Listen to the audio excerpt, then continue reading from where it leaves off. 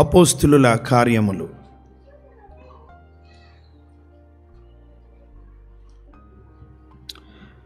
1వ అధ్యాయం. ఎవరైనా సిస్టర్స్ చదివితే కూడా బాగుంటుంది. 12 నుంచి. ఒక యేసుక్రీస్తు ప్రభుల వారు ఆరోహణమైనటువంటి తర్వాత ఆయన అన్నాడు, మీరు ఇప్పుడే యెరూషలేములోనే ఉండండి. తండ్రి వాగ్దానం చేసినటువంటి ఆ వాగ్దానం కొరకు కనిపెట్టుకోండి అన్నప్పుడు మేడగదిలో వారు వెళ్ళి ప్రభు కొరకు కనిపెట్టుకోవడం చూస్తాం, పరిశుద్ధాత్మని కొరకు. ఆ సందర్భంలో సంఘం 13వ వచనం, వారు పట్టణములో ప్రవేశించి, అది ఆన్ చేయమ్మా ఒకసారి సౌండ్. వారు పట్టణములో ప్రవేశించి తాము బస చేయుచుండిన మేడగదిలోనికి ఎక్కిపోయారు. వారెవరనగా పేతురు, యోహాను, యాకోబు, ఆంద్రయ్య, ఫిలిప్పు, తోమా, బర్తలోమయి, మత్తయి, అల్ఫయి కుమారుడగు యాకోబు, జెలోతే అనబడిన సీమోను, యాకోబు కుమారుడగు యూదా అనువారు. వీరందరూ శిష్యులు. ఇక్కడ ఒక ఆయన మిస్ అయ్యిండు, యూదా ఇస్కరియోతు. వీరందరూ ఆ 11 మంది, వారితో పాటు వీరితో కూడా కొందరు స్త్రీలున్నారు. యేసు తల్లి అయిన మరియ, యేసు ప్రభుకి జన్మనిచ్చినటువంటి భాగ్యాన్ని పొందుకున్న తల్లి అయిన మరియ కూడా ఉంది ఆ మేడగదిలో. ఇంకా ఆయన సహోదరులు, ఒకప్పుడు ఆయనని నమ్మనటువంటి సహోదరులు, ఆయన పునరుద్ధానము తర్వాత ప్రభువుని విశ్వసించి వారు కూడా మేడగదిలోనికి వచ్చారు. వినండి, ఏక మనసుతో ఎడతెగక ప్రార్థన చేయుచుండిరి. సంఘము పరిశుద్ధాత్మ నింపుదలతో అన్ని స్థలాలకు వెళ్ళడానికి ముందు జరిగినటువంటి విషయం ఏంటో తెలుసా? They were in prayer. ప్రార్థనలో ఉన్నారు వాళ్ళు. పరిశుద్ధాత్మ నింపుదల తర్వాత ప్రభావవంతంగా దేవుని సువార్త ప్రకటించబడింది. సమస్త దేశాలకు సువార్త వచ్చేసింది, మనుషులు రక్షించబడ్డారు. కానీ అది ఎక్కడ జరిగిందో తెలుసా? నింపుదల వారు ప్రార్థన కొరకు మేడగదిలో కూడుకున్నప్పుడు. హల్లెలూయా, హల్లెలూయా. ఏమనుందంటే అక్కడ చూడండి, ఏక మనసుతో ఎడతెగక మేడగదిలో ఏం చేస్తున్నారు? ప్రభుని స్తుతించుండొచ్చు, కానీ ఇక్కడ చెప్పబడిన మాట ఏంటిదంటే మేడగదిలో కూర్చొని లేరు వాళ్ళు అట్లా టైంపాస్గా. ఎడతెగక ప్రార్థన చేస్తాం. దేని కొరకు తెలుసా? యేసయ్య పోతూ చెప్పిపోయాడు, తండ్రి వాగ్దానం కొరకు కనిపెట్టుకోమని. అయ్యా, ఆ వాగ్దానం మా జీవితంలో నెరవేర్చు. ఒక మాట చెప్తాను, ఎవరు పరిశుద్ధాత్మ చేత నింపబడతారో తెలుసా? ఎవరు ప్రార్థనా పరులుగా ఉంటారో. ప్రార్థన ప్రభు మీద ఆధారపడడమే కదా ప్రార్థన. ప్రభు, మేము నిస్సాయిలము, మాకు చేత కాదు, నువ్వు లేకపోతే మేమేమీ చేయజాలము అనడమే ప్రార్థన. ప్రార్థన ప్రభుతో మాట్లాడడం మాత్రమే కాదు, ప్రార్థన ప్రభు మీద ఆధారపడడం, డిపెండింగ్ ఆన్ గాడ్. ప్రభు, మేము నిస్సాయిలం నాయన, నువ్వు లేకుండా మా వ్యక్తిగత జీవితాల్లో విజయం లేదు, నువ్వు లేకుండా మా కుటుంబాల్లో విజయం లేదు, నువ్వు లేకుండా మా పరిచర్యలు ముందుకు సాగలేవు.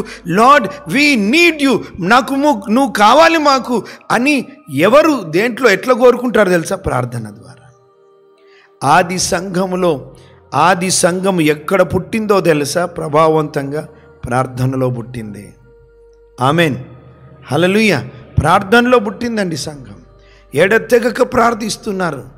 అప్పుడు దేవుని గొప్ప కార్యం తర్వాత మనం ఆ మేడగదిలో వాళ్ళు చేస్తున్నటువంటి ఒక విషయాన్ని ఇక్కడ చూస్తున్నాం. ఏంటిదంటే వారు ఎడతెగక ప్రార్థిస్తున్నారు. ఇప్పుడు అప్పుడే సడన్గా పేతురు భక్తులు లేచి నిలబడి ఆగండి, వినండి చాలా జాగ్రత్తగా. దేవుడు ఆయనను ప్రేరేపించాడు. ఏం చేశాడో తెలుసా? లేచి నిలబడి అన్నాడు, యూదా ఇస్కరియోతు తప్పిపోయి వెళ్ళిపోయాడు, నాశనం అయిపోయాడు. ఆ స్థానం ఖాళీగా ఉంది, ఆ స్థానాన్ని, ఆ పోస్టుని భర్తీ చేయాలి ఇప్పుడు అని అన్నాడు. ఎట్లా భర్తీ చేయాలా? ఆ మేడగదిలో ఉన్న వాళ్ళందరూ దాదాపుగా 120 మందికి పైగా ఉన్నారు. 120 మందికి పైగా ఉన్నారు అక్కడ దాదాపుగా. దీంట్లో ఎవరిని ఎన్నుకోవాలా? సీమోను పేతురుని ఎవరు పరిచయం చేశారు యేసుక్రీస్తు ప్రభుకి? ఎవరు చేశారు? పేతురుని యేసయ్యకి ఎవరు పరిచయం చేసిండ్రు? చెప్పండి, గట్టిగా చెప్పండి. మరి భయంతో చెప్తున్నా. ఆంధ్ర ఇట్లా అనొచ్చు, ఎవరిని ఎన్నుకోవాలో నేనే చెప్తాను, ఎందుకంటే అందరికీ ఫస్ట్ నేనే నడిపించిన మా అన్నను కూడా అనొచ్చు. సీమోను పేతురు అనొచ్చు, అసలు నాకు యేసయ్య ఇంకొక రెండో పేరు పెట్టిపోయిండు, మంచి పేరు. ఏం పేరు పెట్టిండు? రాయి బండ పేతురు అని పేరు పెట్టిండు. నేను ఎవరిని నిర్ణయం చేయాలో నేనే చెప్తాను అనొచ్చు. ఇక అందరు అట్లా మాట్లాడుతుంటే సీమోన్ ఊకోను 3 సార్లు ఆల్రెడీ బొంకినో, నీకెక్కడ ఇస్తాం అధికారం, కూర్చో అనొచ్చు. అవునా కదా? ఇక అందరు నోరు మూసుకోండి, ఎవరిని ఎన్నుకోవాలో నేను చెప్తాను మరియమ్మ గారు నిలబడవచ్చు. యేసయ్య నా కొడుకు, నేను జన్మనిచ్చిన, అసలు ఆ పోస్ట్ ఎవరికి ఇవ్వాలనో నాకు ఇష్టమైన వ్యక్తికి, నాకు దగ్గర బంధువుకి, నాకు సమీప బంధువుకి, లేకపోతే నాకు ప్రియంగా ఉండేవారికి, నా మాటలు చెప్తే వినేవారికి నేను ఇస్తాను. అంతెందుకు, నా కొడుకులు లేరా? నా కొడుకులలో ఒక కొడుకుని అనొచ్చు. కానీ వాళ్ళు ఏం చేశారో తెలుసా? వాళ్ళ స్కేల్ ఏంటో తెలుసా? వాళ్ళ కొలత బద్ద ఏంటో తెలుసా? చూడండి, చివరికి వాళ్ళు ఒక కొలత బద్ద ఏం పెట్టుకున్నారో తెలుసా? ఎవరైతే యేసుప్రభు బాప్తిజమం తీసుకున్నప్పటి నుంచి ఆయన చనిపోయి, ఆయన శ్రమలను చూసి చనిపోయి పునరుద్ధానుడుగా వెళ్ళిపోయేంతవరకు ఎవరు ఉన్నారో వాళ్ళనే మనం తీసుకోవాలి, తెలియనోని తీసుకోవద్దు. ఆయన బాప్తిజము మొదలుకొని ఆయన ఆరోహణము వరకు, మరణ పునరుత్థానములు, ఆయన శ్రమలు, మరణ పునరుద్ధానములు అన్నీ ఎరిగినటువంటి వ్యక్తికే మనం ఆ స్థానాన్ని ఇవ్వాలి, ఆ పొజిషన్ ఇవ్వాలి, ఆ పోస్ట్ ఇవ్వాలి అని ఆలోచిస్తే ఆ కొలత బద్ద దగ్గర ఇద్దరు నిలబడ్డారు, ఇద్దరు వచ్చారు. ఇప్పుడు ఇంతమందిలో కొలత బద్ద ఈజీ అయిపోయింది, ఎవరు లేరు, వీళ్ళిద్దరే ఉన్నారు. ఇప్పుడు వీళ్ళిద్దరిట్లో ఎవరిని ఎన్నుకోవాలి? 2 గ్రూపులు తయారైతే అక్కడ ఒక గుంపు ఏమనొచ్చు? యోసేపుకి, ఆయనకు 3 పేర్లు ఉన్నాయి అక్కడ, యోసేపుని ఎన్నుకోవాలా మనం అనొచ్చు. ఇంకొక గ్రూప్ ఎవరికనొచ్చు? మత్తీని ఎన్నుకోవాలా, మత్తీయాని, మత్తయ్య కాదు మత్తీయ, ఆయనని ఎన్నుకో. వీళ్ళిద్దరే నిలబడ్డారు. You know what church did? సంఘం ఏం చేసిందో తెలుసా?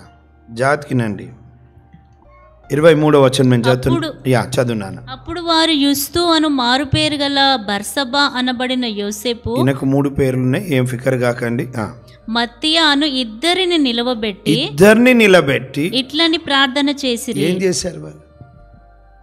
ఏం చేశారు చెప్పండి? ప్రార్థన చేసి ఇద్దరిని, నాకు ఈయన ఎన్నుకోవాలని ఉంది, నాకు ఈయన రావాలని ఉంది, ఈయన మావాడు ఈయనకి ఎన్నుకోవాలని ఉంది, ఈయన మావాడు నేను ఎన్నుకోవాలని ఉంది. కానీ వాళ్ళు అట్లా చేయలే. ఆది సంఘంలో నువ్వెవరిని ఎన్నుకుంటావు ప్రభువా? ఇద్దరిని నిలబెట్టి ఓట్లే 120 మందే ఉందనుకుందాం, 120 మంది, 120 మందే అనుకుందాం. ఇప్పుడు మ్యాజిక్ ఫిగర్ ఎంత? ఎలక్షన్స్ ఓట్లు వేస్తే 61 మ్యాజిక్ ఫిగర్. సరే 61 ఎవరికి వస్తే చూద్దాం అనలే వాళ్ళు. ఇద్దరిని నిలబెట్టి ప్రార్థన ఏం చేసిరో తెలుసా? చూడండి, అందరి హృదయములను ఎరిగి ఉన్న దేవుడవయ్యాను, తన చోటికి పోవుటకు యూదా తప్పిపోయి పోగొట్టుకొనిన ఈ పరిచర్యలోను అపోస్తలత్వములోను పాలు పొందుటకు వీరిద్దరిలో నీవు ఏర్పరచుకొనిన వారిని ఇద్దరిలో ఇప్పుడు మేము ఎవరిని ఎన్నుకోవాలో మాకు ఏవేమో ఉండొచ్చు, కానీ నువ్వెవరిని ఏర్పరచుకున్నావు ప్రభువా? నువ్వు హృదయ అంతరంగంలో ఎరిగినటువంటి దేవుడు అంటే ఏమంటున్నాడు? నువ్వెవరిని ఏర్పరచుకొని వాణిని. వాళ్ళు ఏం చేశారు? చీట్లు వేశారు. అప్పుడు ప్రార్థన చేశారు, ప్రభువా మా ఇష్టం కాదు నాయన, నీ చిత్తం జరగాలని చీట్లు వేస్తే ఎవరి పేరు మీద వచ్చింది? మత్తీయ పేరు మీద వచ్చింది. ఆయన 12వ యూదా స్థానాన్ని దేవుడు ఆయనను భర్తీ చేశాడు. ఈరోజు వాళ్ళు ఎన్నుకోవాల్సి వచ్చినప్పుడు, ఎవరన్నా ఎన్నుకోవాల్సి వచ్చినప్పుడు వాళ్ళు వాడిన విధానం ఏంటో తెలుసా? ఎలక్షన్స్కి పోలే వాళ్ళు, దీంట్లో ఎవరు సీనియారిటీ పోలే, దీంట్లో ఎవరు ఎక్కువ ఉద్యోగస్తుడు పోలే, దీంట్లో ఎవరు జ్ఞానవంతుడో పోలే, దీంట్లో ఎవరు అందగాడో పోలే, దీంట్లో ఎవరికి టాలెంటెడో పోలే, అవన్నీ పోలే. ప్రభువా మేమైతే పై రూపాలు చూస్తాం, నువ్వు హృదయాలను ఎరిగినటువంటి దేవుడవు కదా, వీళ్ళిద్దరిలో నువ్వు ఎవరిని ఎన్నుకుంటావో ఎన్నుకో అంటే ఆ చీట్లు వేసినప్పుడు మత్తీయ పేరు మీద వచ్చింది. ప్రతిదానికి ప్రార్థన చేశారండి. నేను ఆశ్చర్యపోయాను. ఎనీథింగ్, ఎనీ సిచ్యువేషన్, ఏ పరిస్థితి అయినా వాళ్ళకొకటే తెలుసు, ప్రార్థన చేసి ప్రభు కృపను వేడుకోవడం తెలుసు. Praise the Lord. మనం చూసాం ఇదే ప్రార్థన ఉన్నప్పుడు ఎన్నో విషయాలు జరిగినాయి, చాలా విషయాలు ఉన్నాయి. బట్ విల్ సీ 2వ అధ్యాయం 42వ వచనం మనకు తెలుసు. 2వ అధ్యాయంలో దేవుడు తన ఆత్మను కుమ్మరిస్తాడు. వారందరూ పరిశుద్ధాత్మతో నింపబడిన తర్వాత పేతురు భక్తుడు వాక్యం ప్రకటిస్తాడు. దాదాపుగా 3,000 మంది, ఇంచుమించు 3,000 మంది ప్రభువుని తెలుసుకుంటారు, బాప్తిస్మం తీసుకుంటారు. వాళ్ళందరికీ 4 విషయాలు, ముందులో 4 విషయాలు ఉండాలని వారు ఒక నియమం పెట్టారు. ఏంటిది అది చూడండి, 42వ వచనం. వీరు అపోస్తలుల బోధ, సహవాసము, రొట్టె విరుచుటయందు, ప్రార్థన చేయుటయందు ఈ 4 విషయాలను నేర్పించారు సంఘానికి. కొత్తగా రక్షించబడ్డారు. ఏం నేర్పించాలా? వాక్యము, సహవాసము, రొట్టె విరుచుట, ప్రభువుని ఆరాధించుట. 4వది ప్రార్థనలో ఎడతెగ. మొట్టమొదటి సంఘానికి అంటే నూతనంగా రక్షించబడినటువంటి వారికి ఈ 4 విషయాల్లో ఒక విషయాన్ని నేర్పిస్తున్నారు. ఏంటిదంటే ప్రార్థన, ప్రార్థన, ప్రార్థన. ప్రియమైన సంగమం, ప్రార్థన లేకుండా మనం దేవుని కార్యాలను చూడలేము. It is impossible. ప్రార్థన లేకుండా ప్రభు యొక్క కార్యాలను మన వ్యక్తిగత, కుటుంబ, సంఘ, పాత బస్తీలో మనం చూడలేము. నన్ను కొంచెం ఎక్కువ తగ్గించి నాన్న కొంచెం బేస్ తగ్గించు, కొంచెం నాకు కొంచెం రైట్, చాలు ఓకే, దిట్స్ గుడ్, ఓకే చాలు నాన్న, ఓకే థ్యాంక్ యూ. క్లోజ్డ్ ఉంది కదా, ఇది రీసౌండ్ వస్తుంది. Thank you, you are doing good job. మీరు అందరు చక్కగా చేస్తున్నారు. God bless you. అన్నిటికీ ప్రార్థనే. ఈరోజు మనకి ఇది అర్థమైతే చాలు, మన వ్యక్తిగత, కుటుంబ, సంఘ, పరిచర్య జీవితంలో నేను ప్రార్థన చేయాలి, ప్రార్థనకి నన్ను నేను అప్పగించుకోవాలని అర్థమైతే చాలండి. If we surrender our self to the lord and to prayer, that is what. దేవుని కార్యాలను చూడాలంటే మనల్ని మనం ప్రార్థనకి అప్పగించుకో. ఎన్నో విషయాలు ఉన్నాయి. ప్రార్థన గురించి మనం చూసుకుంటున్నాం. అక్కడ 4 విషయాలు. 3వ అధ్యాయం 1వ వచనం. పగలు 3 గంటలకు ప్రార్థనా కాలమున. అంటే వారికి ప్రార్థనకు ఒక టైం ఉంది. యూదులకు కొన్ని సమయాలు ఉన్నాయి, ప్రార్థనకు ఒక సమయం ఉంది. పగలు ఎన్ని గంటలకు? 3 గంటలకు ప్రార్థన సమయం వాళ్ళకి. ఈరోజు మనం అర్థం చేసుకోవాలి, మనకు ఒక సమయం ఉందా ప్రార్థనకి? Do we have any time, right time? ఏదైనా టైం పెట్టుకొని ఆ టైంలో ప్రార్థన చేయడానికి? బ్రదర్ టైం ఏముంది, ఎప్పుడన్నా ప్రార్థన చేయొచ్చు, వింటాడు, డౌట్ లేదు, అది ఎప్పుడైనా చేయొచ్చు. కానీ ఒక టైం లేకపోతే మనం ప్రార్థనను తప్పిపోయే ప్రమాదం ఉంది. ఉదాహరణకి నేనే అనుకోండి, రోజు 9 గంటల నుంచి 10 గంటల వరకు ప్రార్థన అనుకున్నాను అనుకోండి, అన్ని పనులను అందరినీ పక్కకు పెట్టి ఆ 9 గంటలకు నేను వెళ్ళడానికి అవకాశం ఉంటుంది. ఒకవేళ ఏ సమయం లేదనుకోండి, నేనేమనుకుంటాను తెలుసా, ప్రొద్దుగాలే చేద్దామనుకుంటాను, ఏదో పనులలో పడతాను, లేదు మధ్యాహ్నం ఎట్లనన్నా చేసుకోవాలనుకుంటాను. మధ్యాహ్నం లోకంలోకి వెళ్తాను, ఎన్నో పనులు ఉంటాయి, ఆ పనులు ఈ పని బిజీ అయిపోతాం బయట. మళ్ళీ అప్పుడు ఒక ఆశ ఉంటుంది, సాయంకాలం చేసుకుంటానని. సాయంకాలం అలసిపోయి వస్తాం ఇంటి నుంచి, బయట నుంచి ఇంటికి, అనుకుంటాను పడుకునేటప్పుడు ఎట్లనన్నా ప్రార్థన చేసుకోవాలా. అలసిపోయి ప్రార్థన చేసుకొని, చిన్న ప్రార్థన చేసుకొని ఏమంటామో తెలుసా, ప్రభువా నీకు తెలుసు నేను ఎంత అలసిపోయానో, యు నో ఎవ్రీథింగ్ లార్డ్, రేపు ప్రొద్దున లేస్తా. మళ్ళీ ఖచ్చితంగా కొన్నిసార్లు అట్లా జరగవచ్చు ప్రొద్దున. కానీ ఒక టైం లేకపోతే తర్వాత చేసుకుంటాను అనుకునే ప్రమాదం ఉంది. కానీ ఒక టైం పెట్టుకుంటే ఆ టైంకి అన్నిటినీ పక్కకు పెట్టి ఆ టైంలో ప్రభు సన్నిధికి వెళ్ళే అవకాశం ఉంటుంది. హల్లెలూయా. వాళ్ళకి ప్రార్థన టైం, దేవాలయంకి వెళ్తూ ఉన్నారు 3 గంటలకి ప్రార్థన టైంకి. We'll have to maintain prayer time. మనకు ఒక టైం పెట్టుకోవాలి, ఏది అనుకూలమో, ఏది నీకు అనుకూలంగా చేసుకుంటావు. హార్డ్ టైములు పెట్టుకోకండి. మధ్యరాత్రి 3 గంటలకు లేచి చేస్తా, నిజంగా కృప ఉండి 3 గంటలకు లేచి చేస్తే దేవునికి స్తోత్రం. 1 రోజు 2 రోజులు చేసి మళ్ళీ చేయకపోయడం కన్నా, నువ్వు ఎప్పుడు కరెక్ట్ ప్రొద్దున లేస్తావో ఆ టైంకి ముందు మంచి టైం పెట్టుకొని ప్రార్థన చేయి. ఆమెన్. ఒక టైం ఉండాలి, ఒక స్థలం కూడా ఉంటే మంచిదే. ఆ స్థలంనంతా శుభ్రంగా చేసుకొని ప్రార్థన లేవగానే పడకలన్నీ ముడతలు ఉంటే ఇవన్నీ నాకు ఎట్లా ప్రార్థన చేస్తారు మీరు? నాకు అర్థం. ప్రార్థన చేయడానికి ఫ్రెష్గా చక్కగా తయారై అట్లా కూడా చేయొచ్చు, తప్పేం కాదు. కానీ నిద్ర వచ్చే ప్రమాదం ఉంది. కొంతమంది బెడ్ మీదనే మోకాళ్ళ మీద ఉంటారు, ఉండి ఉండి ఉండి వాళ్ళ సాష్టాంగ ప్రార్థనకు పోతారు. తర్వాత గురుకలు వచ్చేస్తాయి మనలో. స్లోగా we'll go down. Even I did. నేను నా జీవితంలో ఎన్నోసార్లు అయినాయి. మోకాళ్ళ మీద ఉండి అదే ప్రొద్దున లేచి కొంచెం మొహం కడుకొని ఒక కప్పు టీ తాగి రూమ్ నీట్గా చేసుకొని ఆ రూమ్లోకి వెళ్ళినాం అనుకోండి, ఆ స్థలము నీట్గా చేసుకొని దేవుని ఆరాధించి వాక్యం ఎంత ధన్యులండి. వాళ్ళకు ఒక టైం ఉంది, ఒక ప్లేస్ ఉంది, దేవాలయంకి వెళ్తూ ఉన్నారు. ఇప్పుడు మన ఇంట్లోనే ఒక సమయమును, ఒక స్థలాన్ని ఏర్పాటు చేసుకుంటే మనం ధన్యులం. ప్రార్థనకి మనల్ని మనం అప్పగించుకోవాలా. 4వ అధ్యాయం 24వ వచనం మనకు తెలుసు, అక్కడ ఎన్నో ఉన్నాయి. పేతురు యోహాన్లకి దమ్కి ఇస్తారు, మీరు యేసయ్య గురించి వాక్యం బోధించొద్దు, వాక్యం ప్రకటించొద్దు, యేసు ప్రభు గురించి మాట్లాడొద్దని 4వ అధ్యాయంలో వాళ్ళకి ఏమంటారంటే బెదిరిస్తారు. బెదిరించినప్పుడు వాళ్ళు చేసిర్రు ఏంటో తెలుసా? 24వ వచనం. బెదిరించి వదిలేసినప్పుడు వారు విని ఏక మనస్సుతో వాళ్ళ స్వజనుల యొద్దకు వచ్చిరంటే దేవుని బిడ్డల దగ్గరికి వచ్చినప్పుడు వారందరికీ చెప్పిండు, ఇట్లా మాకు దమ్కి ఇచ్చిండ్రు, సేవకులు చెప్తున్నారు సంఘానికి, మాకు యేసయ్య గురించి చెప్పొద్దన్నారు, మమ్మల్ని బెదిరించిండ్రు, కొట్టిండ్రు కూడా మమ్మల్ని. తర్వాత అధ్యాయంలో చూస్తాం కొడుతు. ఇవన్నీ మా కొరకు ప్రార్థన చేయమంటే ఏమన్నారండి చూడండి. వారు విని ఏక మనస్సుతో దేవునికి ఇట్లు బిగ్గరగా మొరపెట్టిరి. వినండి, సువార్తకు ఆటంకం వచ్చినప్పుడు వాళ్ళు ఏం చేశారు? వింటున్నారా? సువార్తకు ఆటంకం వచ్చినప్పుడు ఏం చేసిరు? వాళ్ళు ప్రార్థన చేసిండ్రు.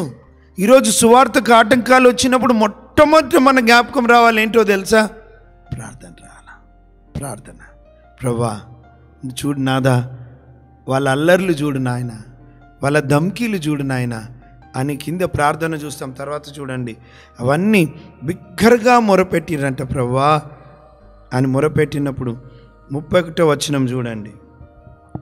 వారు ప్రార్థన చేయగానే వారు కూడి ఉన్న చోటు కంపించెను, అప్పుడు వారందరూ పరిశుద్ధాత్మ చేత నింపబడిన. మళ్ళీ ఇక్కడ చూస్తున్నాం పరిశుద్ధాత్మ నింపుదల. మళ్ళీ ఆ నింపుదలకు ముందు ప్రార్థనే చూస్తున్నాం. VC prayer. పరిశుద్ధాత్మ చేత నింపబడిన వారే. ఇంకొక అద్భుతమైన మాట ఏంటో తెలుసా? దేవుని వాక్యం. వాళ్ళు ఏం చేశారు? దమ్కి ఇచ్చారు కదా, బెదిరించారు కదా. ఇప్పుడు ప్రార్థన చేయగానే ఏమైందో తెలుసా? దేవుని వాక్యమును ధైర్యంగా బోధించారు. ఎట్లా వచ్చింది దేవుని సేవకులకు ధైర్యం? పరిశుద్ధాత్ముడు మళ్ళీ నింపబడ్డాడు. పరిశుద్ధాత్ముడు ఎట్లా వచ్చిండు? ప్రార్థనకి మళ్ళీ కొడుకు. ఈరోజు let's commit our lives to prayer. ప్రార్థనకు అప్పగించుకుందాం. దేవుని కార్యాలు మనం ఎందుకు చూడట్లేదు? మాట్లాడుకుంటే ఏం కాదండి, ఇట్లా కావాలి అట్లా కూర్చుబినాయి మొత్తం మాట్లాడుకుంటే. When we come down on our knees, మన మోకాళ్ళ మీదకి రాకుండా మనం కోట్ల మాట్లాడినా అది పనికి రాని మాటలు. ప్రార్థనలో పలికే ప్రతి మాట అది విలువైన మాట. ఎందుకంటే ప్రార్థన ఆలకించి ప్రభువు కదులుతాడు కనుక. హల్లెలూయా. వీ హ్యావ్ టు ప్రార్థనకు అప్పగించుకుందాం. ప్రేమైన సోదరుడా చూడండి, 5వ అధ్యాయం చూడండి, 31వ వచనంలో మనం చూసాం కదా. There are many things. 5వ అధ్యాయం 12 నుంచి 16 వరకు చూస్తాం మనము. అక్కడ కూడా తర్వాత 5వ అధ్యాయంలో అననీయ గురించి మనం చూస్తాము. వాళ్ళదంతా అయిన తర్వాత 12వ అధ్యాయం 12వ వచనంలో ప్రజల మధ్య అనేకమైన సూచక్రియలు మహత్కార్యములు అపోస్తుల చేత చేయబడుచుండెను, మరియు వారందరూ ఏక మనస్కులై సొలొమోను మంటపంలో ఉండిరి. కడమవారిలో ఎవడునూ వారితో కలుసుకొనుటకు తెగింపలేదు, కానీ ప్రజలు వారిని గణపరచుచుండిరి. పురుషులను స్త్రీలను అనేకులు మరి ఎక్కువగా విశ్వాసులై ప్రభు పక్షమున చేర్చబడిరి. మనం 2వ అధ్యాయంలో చూస్తాం ఇంచుమించు 3,000 మంది అని చూస్తాం. మనం 4వ అధ్యాయంలో చూస్తాం అది 5,000 మంది అయ్యారా లేదా 5,000 మంది యాడ్ అయ్యారా మనకు క్లియర్గా లేదు. ఆ మూడిటికి 5,000 మంది యాడ్ అయ్యారా, ఆ 3,000 మంది 5,000 అయ్యారా, అక్కడ లెక్క అది కాదు. కానీ it is increasing, church is increasing. ఇక్కడికి వచ్చేసరికి 5,000 అంటే 10,000 అని రాయొచ్చు కదా. ఇక్కడ ఏమనుంది? అనేకులు ఇప్పుడు అన్కౌంటబుల్, లెక్కబెట్టలేనంత ప్రజలు వస్తున్నారు, అనేకులు వస్తున్నారు, ఇంకా అనేకులు వస్తున్నారు ప్రభువు దగ్గరికి రావడం. ఎట్లయిందో తెలుసా అండి? ఇట్ ఈస్ ప్రేయర్, ప్రార్థన ద్వారా ప్రభు మీద ఎన్నో దేశాలు, కఠినమైన దేశాలు ప్రభు కదలడానికి కారణం ఏంటో తెలుసా? అక్కడ ప్రజలు ప్రార్థనకి తమను తాము అప్పగించుకున్నారు. హల్లెలూయా.